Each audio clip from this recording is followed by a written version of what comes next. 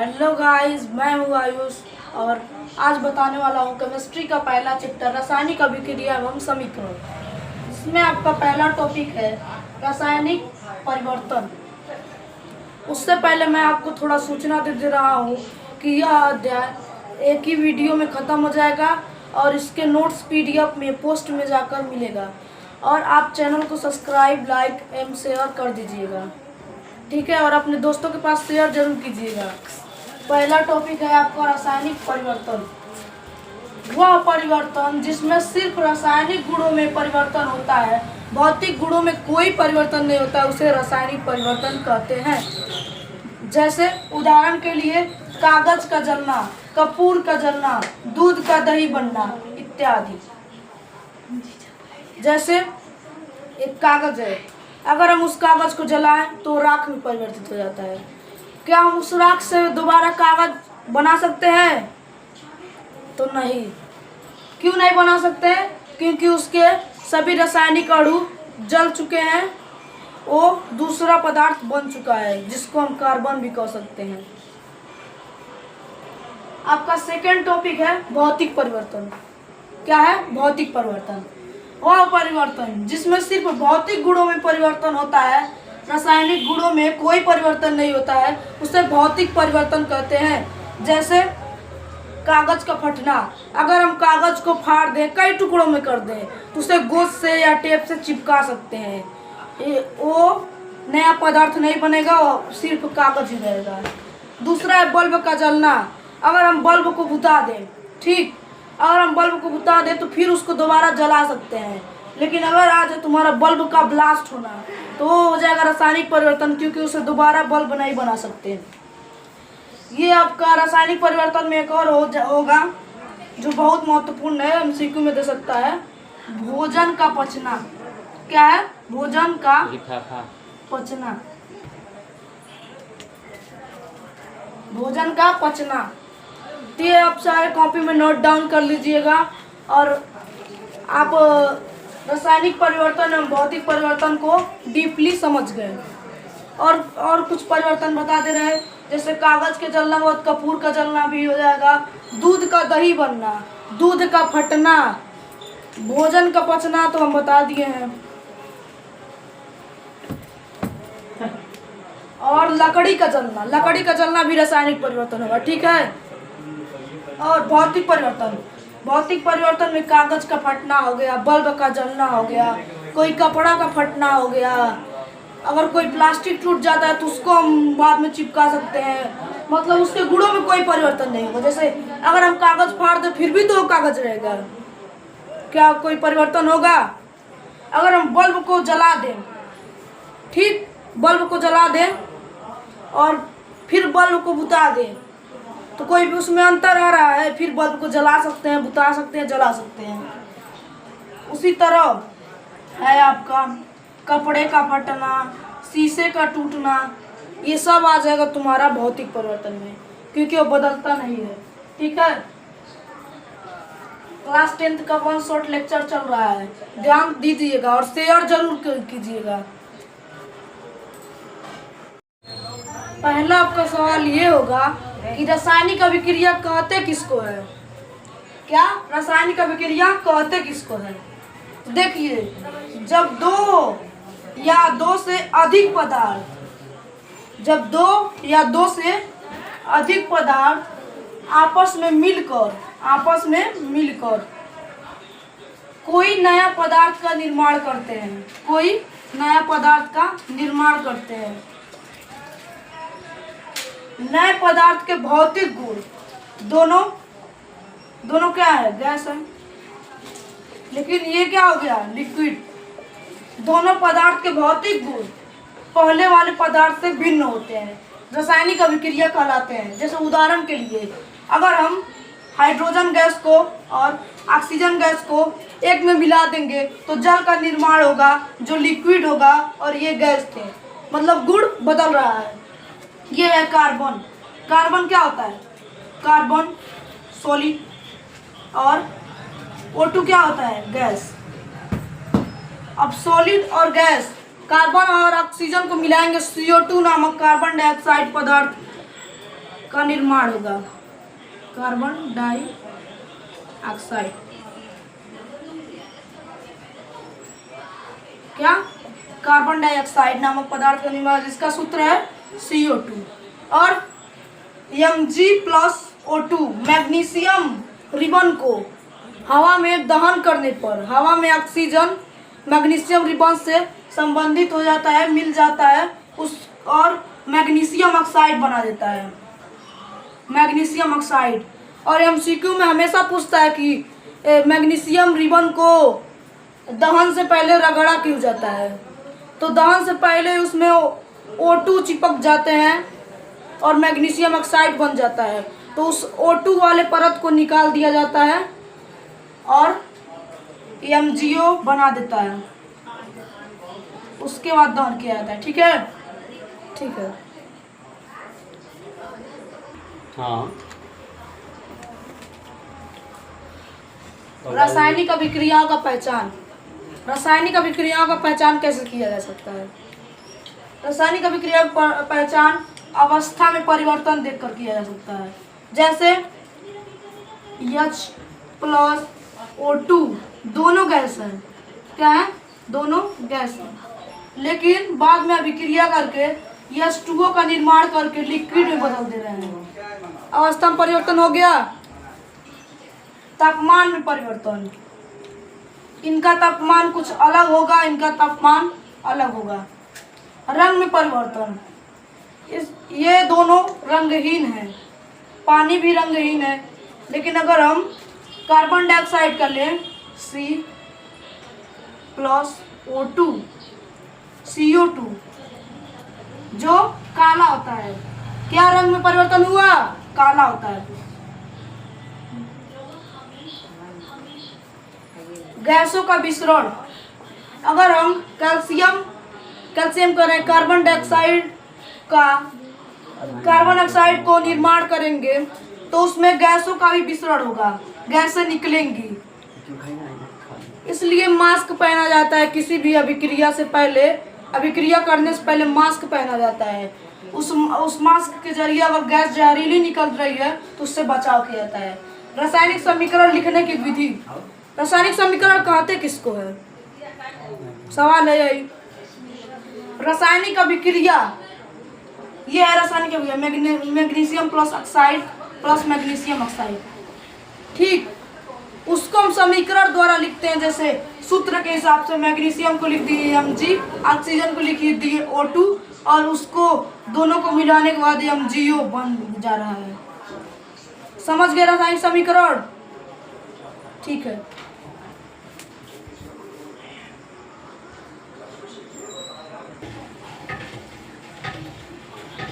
समय से पहले कुछ समय दिया जा रहा है, कुछ लिखने से पहले कुछ समय दिया जा रहा है कि आप उसको कॉपी में नोट डाउन कर लीजिएगा। ठीक, आपका है रासायनिक अभिक्रिया प्रकार।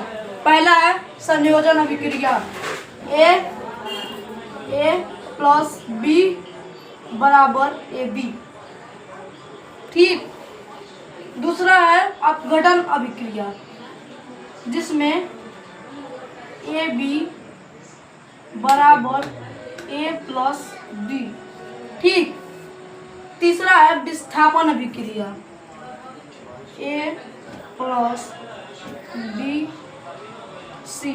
= AB+C। रेडॉक्स अभिक्रिया, पहले समझिए आप। संयोजन अभिक्रिया किसे कहते हैं? जिसमें दो या दो से अधिक अभिकारक मिलके एकल उत्पाद का निर्माण करते हैं। देखिए, अब उत्पाद और अभिकारक किसे कहते हैं? वे पदार्थ जो रासायनिक अभिक्रिया में भाग लेते हैं, जैसे H+O2, ये अभिकारक होते हैं। और उसके बाद जो नया पदार्थ का निर्माण होता है उसे कहते हैं उत्पाद, H2O। ठीक, तो वह पदार्थ जिसमें दो या दो से अधिक अभिकारक मिलकर एक नए पदार्थ उत्पाद का निर्माण करते हैं, एकल उत्पाद का निर्माण करते हैं, उसे संयोजन अभिक्रिया कहते हैं। क्या कहते हैं? संयोजन अभिक्रिया। दूसरा है अपघटन या वियोजन अभिक्रिया, जिसमें एकल उत्पाद को दो नए अभिकारकों में विभाजित किया जाता है। जैसे AB है तो उसको किसी यंत्र के द्वारा, जैसे उष्मा के द्वारा, विद्युत के द्वारा, प्रकाश के द्वारा उसको तोड़ के उसको दोबारा A+B कर दिया जा रहा है। ठीक, उसको कहेंगे वियोजन अभिक्रिया। वियोग कर रहा है। ठीक, आपका है विस्थापन अभिक्रिया, जिसमें एक क्रियाशील धातु दूसरे क्रियाशील धातु को हटा देता है और उसके सीट पर बैठ जाता है। ये सबसे ज्यादा क्रियाशील धातु है। C हट गया, कम क्रियाशील धातु है। अब A गया, C को हटा के बीच में बैठ गया। ये है गद्दी। ठीक, इंडिया है।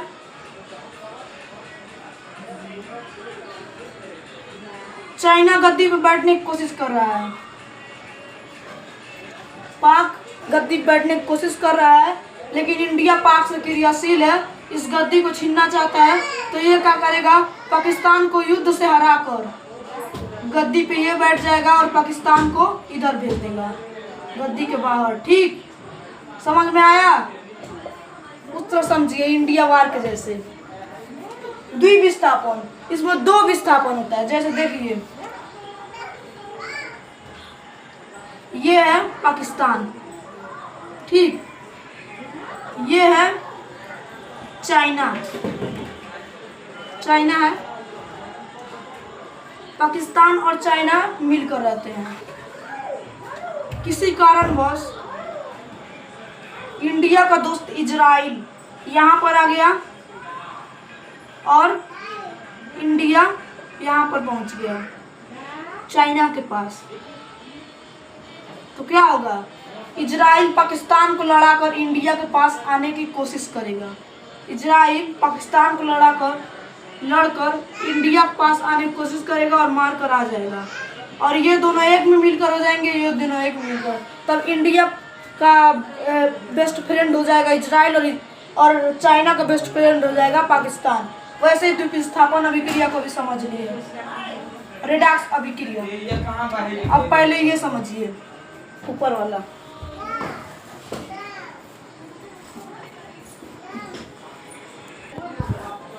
रेडॉक्स अभिक्रिया, जिसमें दो अभिक्रिया होते हैं, उपचयन और अपचयन। क्या? उपचयन और अपचयन। किसी पदार्थ में एक पदार्थ हम ले रहे हैं, जैसे C+O2 बराबर CO2। किसी पदार्थ में ऑक्सीजन की वृद्धि, ऑक्सीजन को यहाँ पर ला दे, मतलब ऑक्सीजन के अणु की वृद्धि हो रही है और हाइड्रोजन का ह्रास हो रहा है। इसको हाइड्रोजन समझ लीजिए, हाइड्रोजन का ह्रास हो रहा है, उसको हम उपचयन अभिक्रिया कहते हैं। क्या? उपचयन अभिक्रिया। और दूसरा समझिए अपचयन, Cu+O2। Cu+O2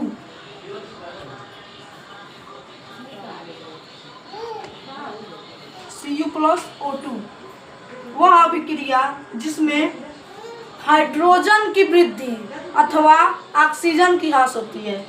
हाइड्रोजन की वृद्धि अथवा ऑक्सीजन की, ऑक्सीजन में उसमें 2 अणु था, इसलिए 2 अणु जोड़ दिया गया था। इसमें भी 2 अणु है, लेकिन जोड़ा नहीं जाएगा, सिर्फ O। मैग्नीशियम ऑक्साइड में भी इसलिए 2 नहीं जोड़ा जाता। क्या है? अपचयन अभिक्रिया। उपचयन और अपचयन, उपचयन और अपचयन पढ़ लिए हम लोग। अब इसको एकदम डीपली समझ रहे हैं, डीपली।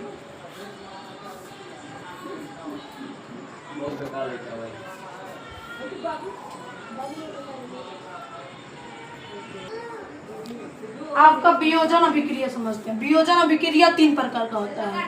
उष्मी वियोजन, उष्मी वियोजन,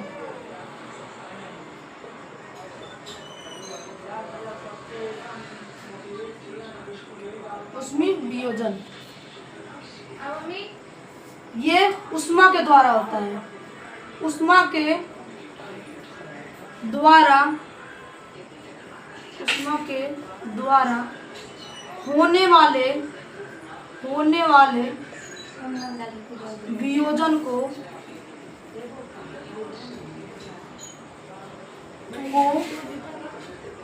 ऊष्मीय वियोजन कहते हैं।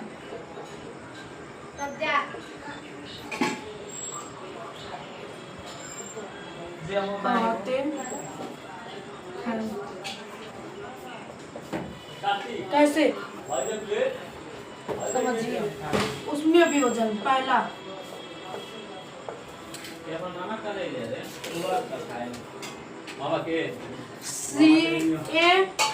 CaCO3 क्या है? CaCO3 calcium oxide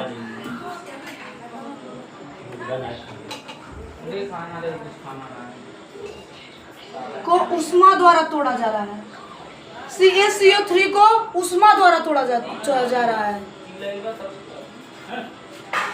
CaO solid हो गया, जिसको हम चूना पत्थर कहते हैं या चूना कहते हैं, और प्लस CO2 गैस रिलीज हो रही है। CO2 गैस रिलीज हो रही है। हो गया उसमें वियोजन। जब हम CaCO3 को जल में करते हैं तो उसमें से ऊष्मा निकलती है, जिसको ऊष्मा शोषी अभिक्रिया कहते हैं। ऊष्मा शोषी, जिसमें ऊष्मा निकलती है, ऊष्मा की जरूरत नहीं पड़ती है। ऊष्मा द्वारा वह कैल्शियम ऑक्साइड को तोड़ देता है और carbon dioxide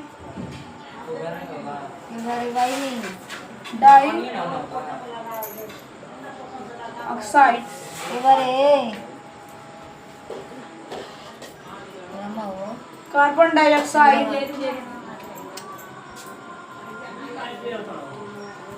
carbon dioxide gas release होती है।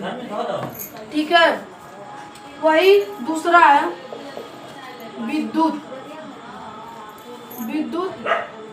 अपघटन।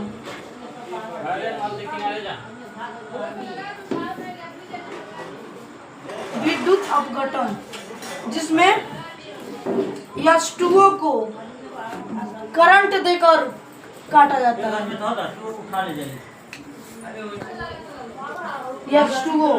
H2O को विद्युत अपघटन द्वारा तोड़ने पर H+O2 निकल जाता है। अगर हम ये पानी है, इसमें अगर हम करंट फ्लो करें, किसी विधि से करंट फ्लो करें और उसको अलग कर देंगे, हाइड्रोजन गैस निकल जाएगा, ऑक्सीजन गैस निकल जाएगा, कुछ भी रहेगा ही नहीं, क्योंकि दोनों तो अब गैस है। क्या होगा? अपघटन होगा। क्या होगा? अपघटन होगा। तीसरा है प्रकाशीय वियोजन। प्रकाशीय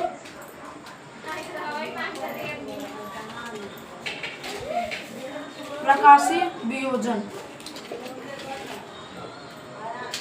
प्रकाशीय वियोजन क्या होता है?